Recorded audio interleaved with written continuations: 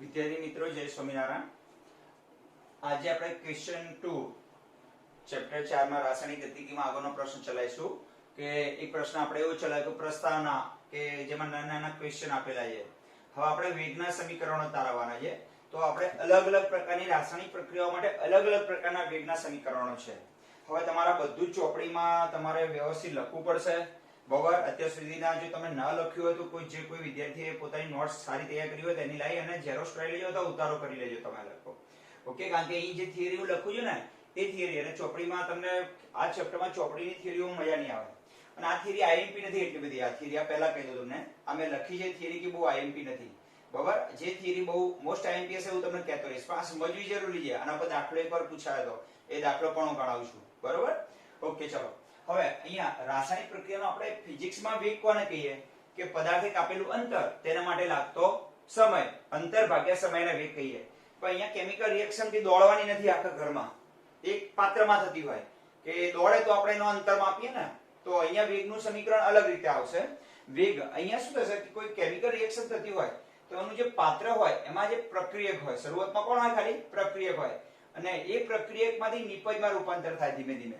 તો ધીમે ધીમે પ્રક્રિયકની સાંદ્રતા ઘટતી જાય અને નિપજની સાંદ્રતા વધતી જાય. R ને આપણે પ્રક્રિયક કહીએ અને P ને નિપજ કહીએ. તો R ની સાંદ્રતા ધીમે ધીમે ઘટે, સમય જાય એમ ઘટતી જાય. એનું શેમાં રૂપાંતર થાય? નિપજ P માં રૂપાંતર થાય.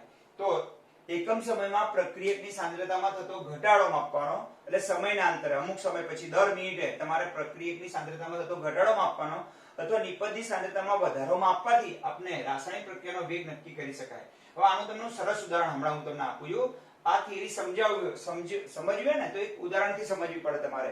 ઓકે. ટેક્સ્ટ બુક નું નહીં, એક આપણું જાતે બનાવેલું ઉદાહરણ હું તમને સમજાવું છું. એટલે તમને તરત ખબર પડી જશે. પછી ટેક્સ્ટ બુક નું ઉદાહરણ સમજાવું એટલે તમને ખબર પડશે સરેરાશ વેગનું સમીકરણ કેમ તારવીએ આપણે. તો વેગની વ્યાખ્યા એવી છે કે એકમ સમયમાં પ્રક્રિયક અથવા નિપજની સાંદ્રતામાં થતા ફેરફારને વેગ કહે છે.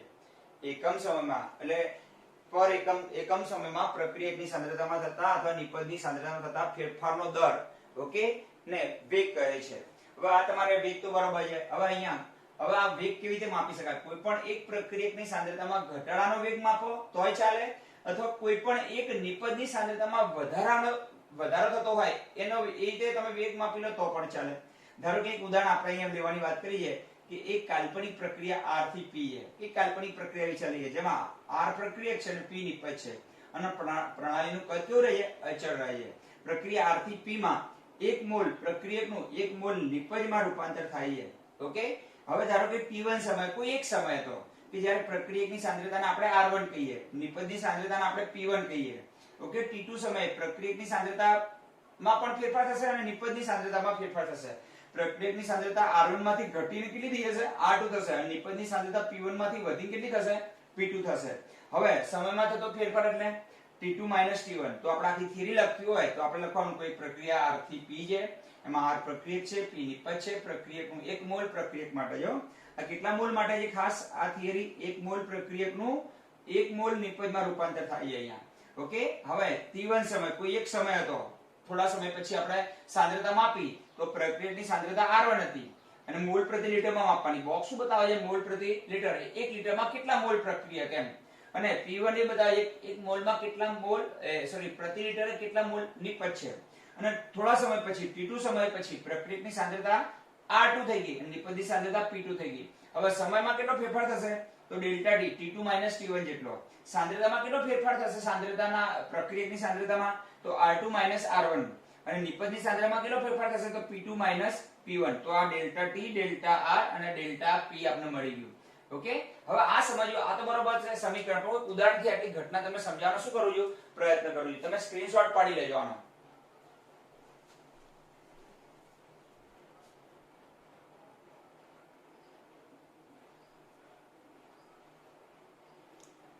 ચલો બધા મિત્રો સ્ક્રીનશોટ પાડી લે અહીંયા. બરોબર. હવે તમને સમજાવજો. હવે આખી ઘટના છે, આ ઘટનાને સમજવી હોય તો એક ઉદાહરણ મૂકજો. આ બધું કાઢી નાખું છું અહીંથી. બરોબર. લખવા માટે.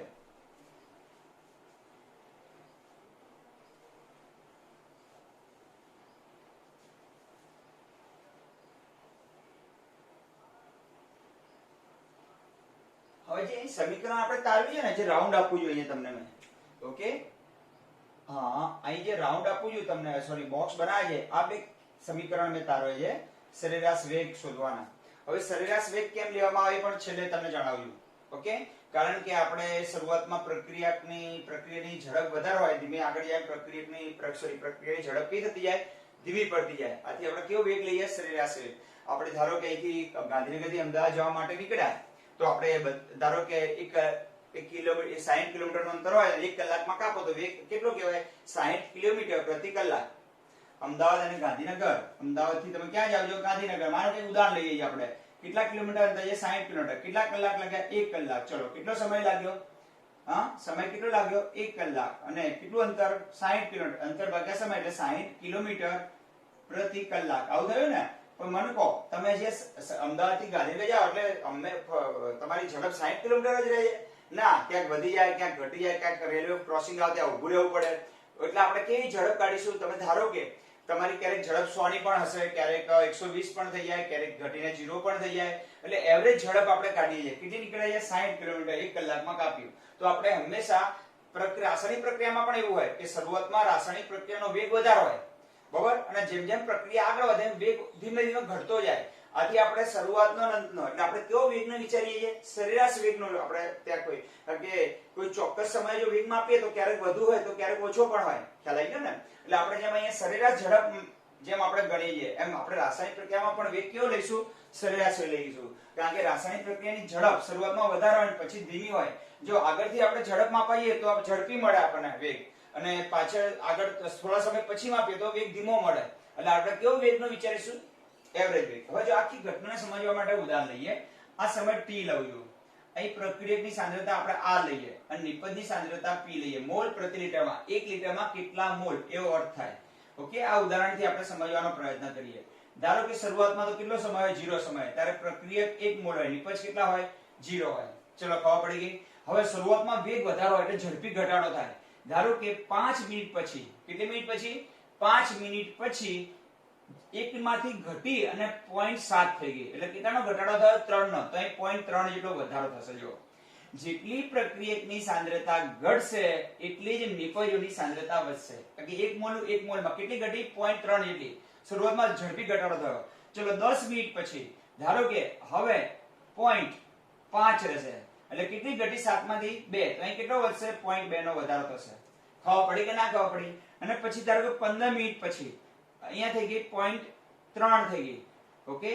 તો અહીંયા થશે પોઈન્ટ, ધારો કે કેટલાનો ઘટાડો થયો, 2 નો. તો અહીંયા આપણે અહીંયા આપણે ઘટાડો લઈએ, 3 નો સીધો નથી લેવો કારણ કે પછી આપણે બધા 4 નો ઘટાડો લઈએ સીધો. કેટલાનો ઘટાડો થયો, 4 નો. પછી કેટલાનો ઘટાડો થશે, 3 નો. તો અહીં 0.4 નો ઘટાડો થાય, 0.6 રહી, એનો અર્થ કે 4 વધી ગઈ. અહીંયા ધારો કે 0.3 રહી, તો અહીં કેટલી વધી ગઈ, 0.3 વધી ગઈ. ખબર પડી ગઈ. ચલો 15 મિનિટ પછી સાંદ્રતા કેટલી થશે, ધારો કે અહીં 0.1 થાય, તો અહીં કેટલી રહેશે, કેટલી ઘટી, 3. તો અહીં કેટલી વધી જશે, 2. હવે તમને ફરીથી સમજાવું, ડામાડોળ થઈ ગયું બધું. ચલો શરૂઆતમાં પ્રક્રિયક હોય, શરૂઆત સમય 0, હવે શરૂઆત કરી ત્યારે પ્રક્રિયક કેટલા હતા, 1 મોલ, નિપજ કેટલી હતી, 0 મોલ. ચલો હવે ઘટાડો કેટલા મિનિટ પછી, 5 મિનિટ પછી પ્રક્રિયકની સાંદ્રતા કેટલી થઈ ગઈ, 0.6. એટલે કેટલી ઘટી ગઈ, 0.4. તો અહીં વધી કેટલી જાય, 0.4. હવે કેટલી હતી, 0.6. બીજી 5 મિનિટ પછી કેટલી ઘટી, 0.3. એટલે 3 નો ઘટાડો થયો. તો અહીં કેટલો વધારો થશે, અહીંયા થશે 0.7 થઈ જશે, 7 નો વધારો થશે, ઓકે. અહીં કેટલી થઈ ગઈ, હવે 0.3 માંથી 0.1 થઈ ગઈ. કેટલાનો ઘટાડો થયો, 2 નો.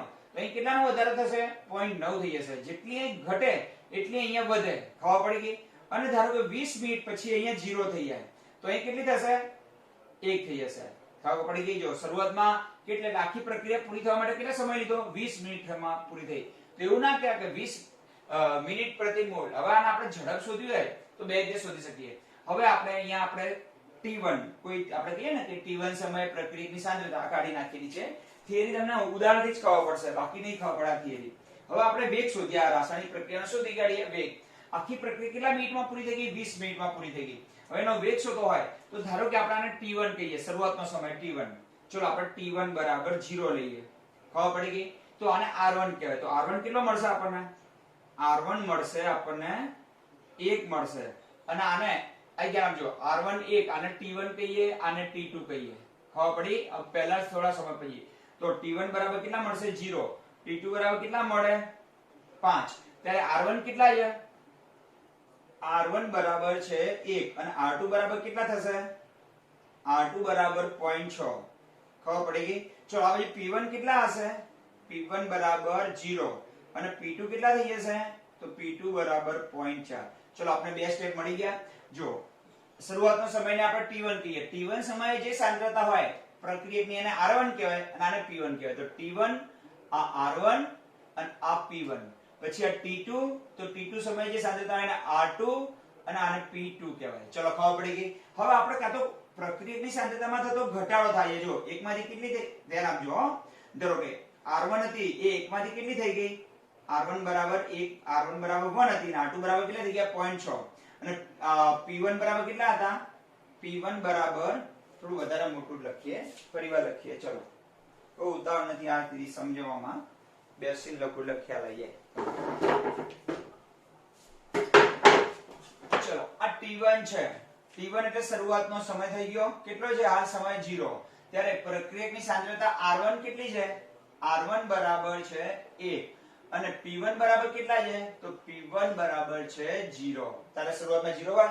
ધારો કે આપણે t2 લઈએ તો t2 બરાબર કેટલા મિનિટ? 5 મિનિટ. 5 મિનિટ પછી r2 કેટલા થઈ જશે? r2 થઈ જશે 0.6. ઓકે. અને p2 કેટલા થઈ જશે? p2 થઈ જશે 0.4. આ ઉદાહરણ ચાલી રહ્યું છે, ખબર પડી તમને? ચલો હવે આના પરથી આપણે વેગ શોધવાનો પ્રયત્ન કરીએ. ચલો ડેલ્ટા t કેટલો આવશે? ડેલ્ટા t આવશે t2 t1. t2 t1 એટલે કેટલા આવશે? 5 0 એટલે ડેલ્ટા t મળી ગયો. કેટલો આવ્યો? 5. સમયમાં થતો ફેરફાર 5 મિનિટનો ફેરફાર થયો. ચલો હવે આપણે જોઈએ r2 r1 કહીએ. r2 હવે ડેલ્ટા r સુધી કાઢીએ. ડેલ્ટા r શોધીએ. ડેલ્ટા r બરાબર r2 r1. ચલો r2 કેટલા છે? r2 છે 0.6 અને r1 કેટલા છે? r1 છે 1 એટલે જવાબ કેટલો આવશે? -0.4 આવશે. ઓકે. આપણે શું મળી ગયું? t1 ને r1. હવે આ શું મળી ગયું? સમયમાં થતો ફેરફાર અને આ સાંદ્રતામાં થતો ઘટાડો. કોની? પ્રક્રિયકોની. હવે વેગ શું કહે છે? ચલો વેગનું સૂત્ર છે જો અહીંયા. r ની સાંદ્રતામાં થતો ઘટાડોનો વેગ એટલે r ની સાંદ્રતામાં થતો ઘટાડો પ્રક્રિયકની સાંદ્રતાને તેના માટે લીધેલો સમય. ચલો કેટલો ઘટાડો થયો સાંદ્રતામાં? હવે આપણે વેગ શોધીએ. સરેરાશ વેગ, રેટ ઓફ એવરેજ શોધીએ. તો rate of average is equal to delta minus શબ્દ આવશે minus delta r by delta t. Delta r શું બતાવે છે? કે 5 મિનિટમાં પ્રક્રિયકની સાંદ્રતામાં થતો ઘટાડો. ચલો મને કહો આ માઈનસ ચિહ્ન કેમ મૂક્યું એ તમને હમણાં ખબર પડી જશે. કારણ કે ધીમે ધીમે પ્રક્રિયકની સાંદ્રતા ઘટે છે એ બતાવે છે. ચલો ડેલ્ટા r કેટલો આવ્યો? આ માઈનસ છે અને આ તો ડેલ્ટા ની કિંમત કેટલી આવી? માઈનસ છે. તો -0.4 અને નીચે કેટલા આવશે? 5 એટલે માઈનસ માઈનસ પ્લસ થઈ ગયા. ક્યારે વેગ માઈનસ માં ના હોય તો 0.4 ભાગ્યા 5 આ વેગ થયો. ખબર પડી ગઈ? એ રીતે તમે પ્રક્રિયક ઉપરથી પણ વેગ શોધી શકો. અહીં જેમ t1 ને t શું કીધું? Delta t. તો અહીંયા પ્લસ કરવાનું. પ્લસ ડેલ્ટા તો જવાબ તો આ જ આવશે. કેવી રીતે? તો રેટ ઓફ એવરેજ અહીંયા માઈનસ ની જગ્યાએ પ્લસ આવશે અને delta p by delta t. ચલો ડેલ્ટા p એટલે નિપજની સાંદ્રતામાં થતો વધારો. ખબર પડી ગઈ તમને કે ના ખબર પડી ગઈ? ચલો સમય કેવો હતો? t1. ત્યારે પ્રક્રિયકની સાંદ્રતા હતી r1 અને નિપજની સાંદ્રતા હતી અને p1 કીધી આપણે. ઓકે. t2 સમય અમુક સમય પછી પ્રક્રિયકની સાંદ્રતા જે થઈ એને આપણે r2 કહીએ. ઓકે. t2 સમયે r2 અને નિપજની સાંદ્રતાને p2 કહીએ. પછી આપણે ડેલ્ટા t મેળવી લીધા, પછી ડેલ્ટા r મેળવ્યા. એ રીતે એને ડેલ્ટા r ભાગ્યા શું કર્યું? Delta t. ડેલ્ટા r શું બતાવે છે? પ્રક્રિયકની સાંદ્રતામાં થતો ઘટાડો. અને માઈનસ ચિહ્ન એટલા માટે મૂકવું પડે કારણ કે પ્રક્રિયકની સાંદ્રતામાં હંમેશા ઘટાડો માઈનસ જ આવશે. આ માઈનસ માઈનસ હંમેશા કેવા થઈ જશે? પ્લસ. કારણ કે વેગ ક્યારે માઈનસ ના હોય. ખબર પડી ગઈ ને? વેગ ક્યારે માઈનસ ના હોય. ચલો ખબર પડી ગઈ. અને ડેલ્ટા t બતાવે છે સમય. સમયમાં કેટલો ફેરફાર થયો? 5 મિનિટ. તો 5 મિનિટમાં કેટલી સાંદ્રતામાં ફેરફાર થયો? 0.4 મોલ પ્રતિ લિટરનો. તો 0.4 ભાગ્યા 5 એટલે સાંદ્રતામાં થતો ફેરફાર અને તેને માટે લાગતો સમય. એવું નિપજ બીજું સૂત્ર બને છે જો આપણે કયું? Delta p by delta t. ખબર પડી ગઈ ને? તો ચલો આપણે આ રીતે પણ વેગ શોધી શકીએ. પ્રક્રિયકની સાંદ્રતા ઉપરથી પણ શોધી શકીએ અને નિપજની સાંદ્રતામાં થતો વધારાનો દર. જો ને વેગ પ્રક્રિયકની સાંદ્રતામાં થતો ઘટાડો અને નિપજની સાંદ્રતામાં થતો વધારો. એટલે p ની સાંદ્રતા માટે નિપજની સાંદ્રતામાં થતો વધારો અહીં શું લખ્યું r ની સાંદ્રતામાં થતો ઘટાડો, અહીં લખ્યું છે p એટલે નિપજની સાંદ્રતામાં થતો વધારો અને તેને માટે લીધેલો સમય. તો delta p by delta t આ બંને સૂત્રો તમે કોઈ પણ સૂત્રનો ઉપયોગ કરો જવાબ તો કેવો આવશે? એક જ આવશે. અહીં કેટલો જવાબ આવશે? 0.4 ભાગ્યા 5 જે કે આવે જવાબ. ઓકે, કયું સૂત્ર વાપર્યું આપણે? ઉપરનું સૂત્ર વાપર્યું કે પ્રક્રિયકની સાંદ્રતામાં થતો ઘટાડો અને તેને માટે લાગતો સમય. આ માઈનસ ચિહ્ન એટલે મૂક્યું છે કે હંમેશા ડેલ્ટા r ની વેલ્યુ ઋણ જ આવશે. તો માઈનસ માઈનસ ક્યાં થઈ જશે? પ્લસ. અને આથી આપણે સૂત્રમાં પ્લસ મળે છે. અને અહીં પ્લસ એટલા માટે આવે છે કે હંમેશા ડેલ્ટા p ની વેલ્યુ પ્લસ જ આવે, કારણ કે અહીંયા નિપજની સાંદ્રતા જે હતી એના કરતા કેવી થવાની? વધારે. એટલે p2 હંમેશા વધારે જશે. ચલો ખબર પડી ગઈ. ઓકે, હવે જો ઋણ નિશાની પ્રક્રિયકની સાંદ્રતામાં થતો ઘટાડો દર્શાવે છે. ઓકે, સમીકરણ 1, 2 અને સરેરાશ વેગના સમીકરણ તરીકે ઓળખવામાં આવે છે. તો સરેરાશ વેગનું શું તાર્યું આપણે? સમીકરણ તાર્યું. ઓકે, હવે તમે અહીં ચોરસ બોક્સ શું બતાવે છે? બધા ચોરસ બોક્સ એવું બતાવે છે કે સાંદ્રતા શેમાં માપવાની? મોલ પ્રતિ લિટરમાં. 1 લિટરમાં કેટલા મોલ એ સમજવાનું તમારે. આ થિયરી બહુ અગત્યની નથી, ખાલી આના ઉપરથી દાખલો ક્યારેક એકવાર પૂછાયેલો દવે સાહેબે પૂછ્યો તો. બરાબર, એ દાખલો ઉદાહરણમાં પહેલામાં જ આપે છે, જે હું ગણાવવાનો શું કરું તમને પ્રયત્ન કરું છું. ચલો ખબર પડી ગઈ. હવે આપણે બીજી રીતે આખું ઉદાહરણ ફરીથી સમજવાનો શું કરીએ? પ્રયત્ન. કારણ કે એક ઉદાહરણમાં ખબર પડી ગઈ તો બધું ખબર પડશે. હવે ચલો આપણે વેગ, આ પ્રક્રિયા છે. આ શું આખી પ્રક્રિયા કે જેમાં અમુક સમયે આપણે શું માપી લીધી? પ્રક્રિયકની સાંદ્રતા માપતા ગયા અને નિપજની સાંદ્રતા માપતા ગયા. આ કામ આપણે પ્રયોગ કરીને કરવાનું હોય. અને હવે આપણે આનો વેગ શોધીએ. ચલો હવે આપણે જોઈએ t1 સમય કેટલો છે? 0. ત્યારે r1 કેટલા હતા? r1 એટલે 1 મોલ અને p1 કેટલા હતા? પ્રોડક્ટના મોલ 0. શરૂઆતમાં 0 હતા ને. ચલો સમય t2 બરાબર કેટલા મિનિટ? 5 મિનિટ. 5 મિનિટે r1 ની જગ્યાએ r2 કેટલા થઈ ગયા? દેખાય છે? પહેલા 1 હતા, એની જગ્યાએ કેટલા થઈ ગયા? 0.6 થઈ ગયા. થઈ ગયા ને? t1 માંથી t2 સમય. અને p2 કેટલા થઈ ગયા? 0 માંથી કેટલા થઈ ગયા? 0.4 થઈ ગયા. ચલો ખબર પડી. હવે આપણે વેગ, આપણી પાસે ડેટા આવી ગયા. હવે આપણે પહેલું જ કામ કરીએ, ડેલ્ટા t શોધી નાખીએ. ચલો delta t t2 t1. t2 કેટલા છે? 5. t1 કેટલા છે? 0. તો જવાબ કેટલો આવશે? 5. ડેલ્ટા t બરાબર શું મળી ગયું? 5 મળી ગયું. ખબર પડી ગઈ? હા અથવા ના? ચલો માટે ડેલ્ટા t બરાબર આવ્યો જવાબ 5. ચલો આવી ગયો આપણી પાસે ડેલ્ટા t સમયમાં થતો ફેરફાર. હવે પ્રક્રિયકની સાંદ્રતામાં થતો ઘટાડો શોધી કાઢીએ. ચલો ડેલ્ટા r શોધી કાઢીએ. હવે ડેલ્ટા r એટલે પ્રક્રિયકની સાંદ્રતામાં થતો ફેરફાર. તો અહીંયા r2 r1 કરીએ. ચલો r2 કેટલા છે? આપણી પાસે 0.6 અને r1 કેટલા છે? 1. જવાબ કેટલો આવશે? -0.4. તો ડેલ્ટા r બરાબર શું જવાબ આવ્યો?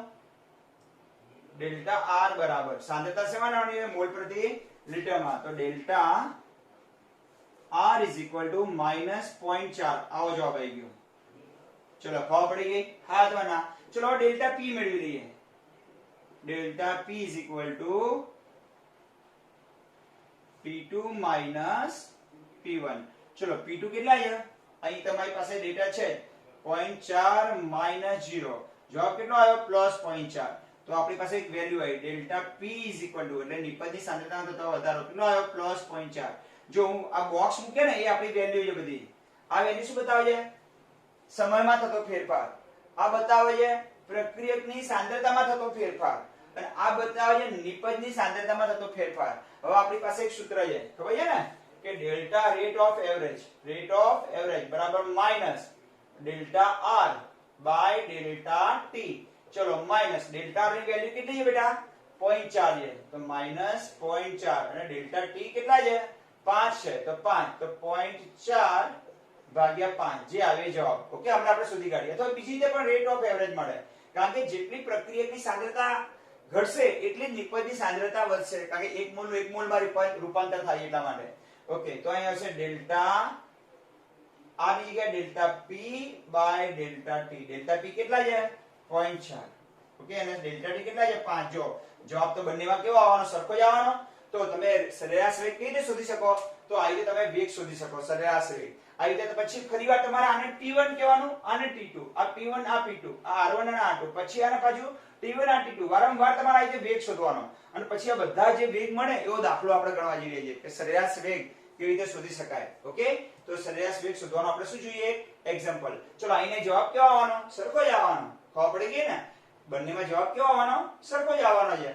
કે અહીંયા તમે પ્રક્રિયકની સાંદ્રતા જેટલી ઘટે છે એટલી સામે નિપજની સાંદ્રતા વધે છે. અહીં નિશાની માઈનસ બતાવે છે કે માઈનસ હંમેશા ડેલ્ટા આર હંમેશા ઋણ જ આવે, તો માઈનસ માઈનસ કેવા થઈ જાય? પ્લસ થઈ જાય. આથી જવાબ તો છેલ્લે રેટ ઓફ એવરેજ કેવો આવવાનો? પ્લસ જ આવશે. તો આવી રીતે ફરીવાર તમારો દાખલો આવો 2-4 વખત તમારે વેગ શોધવો પડે.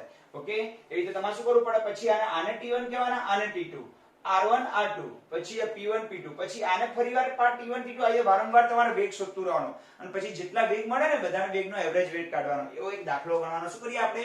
પ્રયત્ન જે ટેક્સ્ટ બુકમાં આપે છે દાખલો એ જ ગણીએ આપણે. ખબર? તો આ સરેરાશ વેગ શોધવો હોય તો તમને કોઈ પૂછે વિદ્યાર્થીઓ કે કેમ વેગ, કારણ કે જો આપણે શરૂઆતમાં કેટલો ઘટી ગઈ પ્રક્રિયકની સાંદ્રતામાં? સીધો 0.4 નો ઘટાડો થયો એટલે જબરજસ્ત ઘટાડો થયો. પછી સીધો કેટલો ઘટાડો થયો? 6 માંથી 3 થઈ એટલે 3 નો ઘટાડો થયો. અહીં કેટલો 2 નો ઘટાડો થયો, પછી 1 નો ઘટાડો થયો. જોયું? એટલે જેમ જેમ સમય વધતો જાય એમ પ્રક્રિયાનો વેગ ઘટતો જાય. આથી આપણે વારંવાર આ બેનો ઉપયોગ કરી વેગ શોધવો પડે, આ બેનો ઉપયોગ કરી વેગ શોધવો પડે, પછી આ બેનો ઉપયોગ કરી વેગ શોધવો પડે અને આ બે ડેટાનો ઉપયોગ કરી વેગ શોધવાનો. પછી આપણે 1 2 3 અને 4 આ ચારે ચાર ઉપરથી જે વેગ મળે ને એનો સરેરાશ વેગ કાઢવાનો. પછી તમારે એને રેટ ઓફ એવરેજ કહેવાય. એવો એક દાખલો ગણવાનો. શું કરીએ આપણે? પ્રયત્ન કરીએ. ઓકે, અહીંયા જે જવાબ આવશે આવી જશે. ખબર પડી ગઈ? હા અથવા ના? ચલો ક્લિયર. આપણે એક દાખલો ગણી એટલે ખ્યાલ કે રેટ ઓફ એવરેજ કોને કહેવાય. ચલો હવે આના પછી ત્વરિત વેગ પણ આવશે. એ શીખવા માટે આપણે એક એક્ઝામ્પલ લઈશું પાછા. ઓકે, આના પહેલા એક આપણે શું ગણીએ? દાખલો ગણીએ. ખ્યાલ આવી ગયો? ચલો.